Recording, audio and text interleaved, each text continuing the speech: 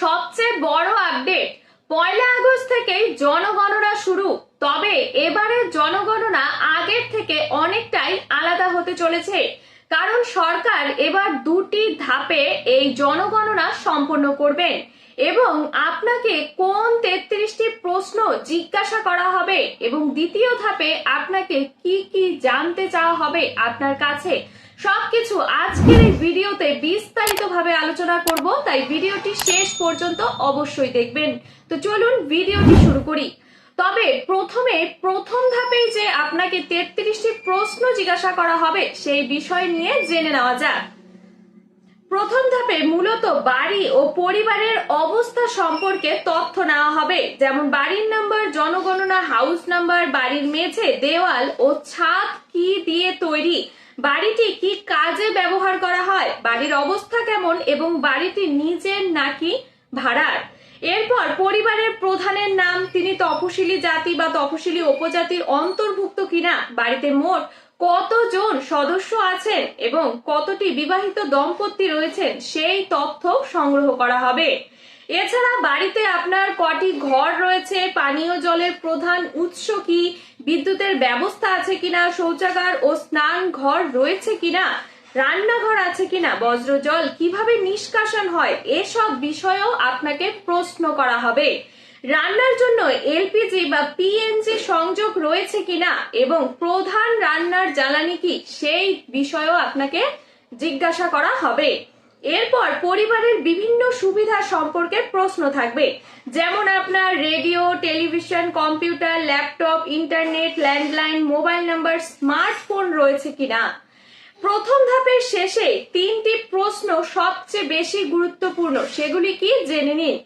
31 নম্বর প্রশ্ন হবে যে পরিবারের কাছে কোনো সাইকেল, স্কুটার, মোটরসাইকেল, গাড়ি বা জিপ রয়েছে কিনা এবং 32 নম্বর প্রশ্নে জনগণনা সংক্রান্ত যোগাযোগের জন্য একটি বৈধ মোবাইল নাম্বার আপনার কাছে চাওয়া হবে এবং 33 নম্বর এবং শেষ প্রশ্ন জিজ্ঞাসা করা হবে যে পরিবারের কোনো সদস্যের বাণিজ্যিক ব্যাংক বা পোস্ট অফিসে ব্যাংক অ্যাকাউন্ট রয়েছে কিনা। এটা বললাম হচ্ছে প্রথম ধাপে যে 33টি প্রশ্ন আপনাকে জিজ্ঞাসা করবে সে নিয়ে।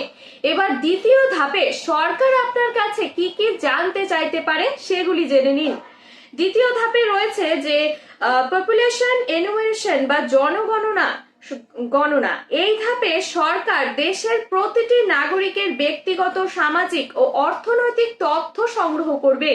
প্রথমেই নেওয়া হবে যে ব্যক্তিগত পরিচয়, জনসংখ্যা সংক্রান্ত তথ্য, অর্থাৎ ব্যক্তির নাম, বয়স, বৈবাহিক অবস্থা এবং পরিবারের সম্পর্কে তার কি সম্পর্ক রয়েছে। এরপর থাকবে একটি গুরুত্বপূর্ণ বিষয়, জাতিভিত্তিক তথ্য বা কাস্ট ডাটা। এই ধাপে ব্যক্তির জাতি সম্পর্কিত তথ্য সংগ্রহ করা হবে। এরপর জানতে চাওয়া হবে ধর্ম ও ভাষা সম্পর্কে, অর্থাৎ ব্যক্তি কোন ধর্মে অনুসারী, কি মাতৃভাষা তার এবং তিনি আর কোন কোন ভাষা জানেন। এরপর থাকবে শিক্ষা ও সাক্ষরতা সংক্রান্ত প্রশ্ন, যেমন শিক্ষাগত যোগ্যতা কতদূর, ব্যক্তি সাক্ষর নাকি নিরক্ষর, বর্তমানে কোনো শিক্ষা প্রতিষ্ঠানে পড়াশোনা করছেন কিনা সেই বিষয়েও সরকার আপনার কাছে জানতে চাইবে।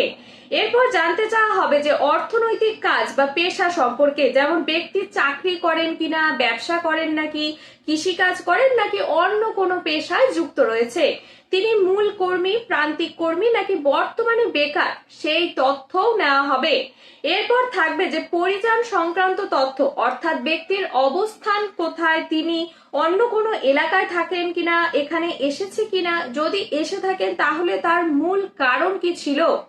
এরপর বিবাহিত মহিলাদের ক্ষেত্রে প্রজনন ক্ষমতা সম্পর্কিত তথ্য নেওয়া হবে, যেমন মোট আপনি কতজন সন্তান রয়েছে এবং গত 1 বছরে কোনো সন্তান জন্ম হয়েছে কিনা সে বিষয়েও।